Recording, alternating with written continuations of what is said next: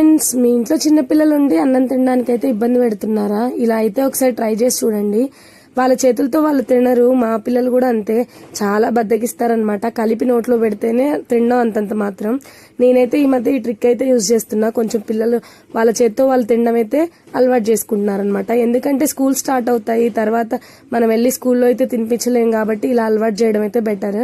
నేనేం చేస్తా అంటే ఏదైనా కూర పెట్టేసి అన్నము కర్రీ పెట్టేసి నెయ్యి అయితే వేసేసి ఇలా రౌండ్ రౌండ్ బాల్స్ లాగా అయితే చేసి ఇచ్చేస్తా.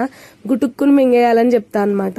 ఇంకా వాళ్ళకి ఇలా అయితే కొంచెం వాళ్ళ చేతులతో వాళ్ళు తిన్న తృప్తి ఉంటది, కొంచెం వాళ్ళ కడుపు నిండా తింటారని అనిపిస్తుంది మనం పెడుతున్నాం కాబట్టి. ఇలా అయితే ట్రై చేసి చూడండి. రీసెంట్ గా పానీపూరి గురించి అయితే వీడియో చేశా కదా. ఇది వచ్చి ఖమ్మంలో వెజిటబుల్ మార్కెట్, పెద్ద మార్కెట్ అంటారు కదా, దాని సందులో నుంచి వెళ్తుంటే సాయిబాబా టెంపుల్ అయితే వస్తుంది. అక్కడైతే ఉందన్నమాట. సూపర్ అంటే సూపర్ టేస్టీగా ఉంది. ఖమ్మంలో ఉండి ఎవరైనా ట్రై చేయకపోతే మస్ట్ ట్రై అండి. Thank you for watching.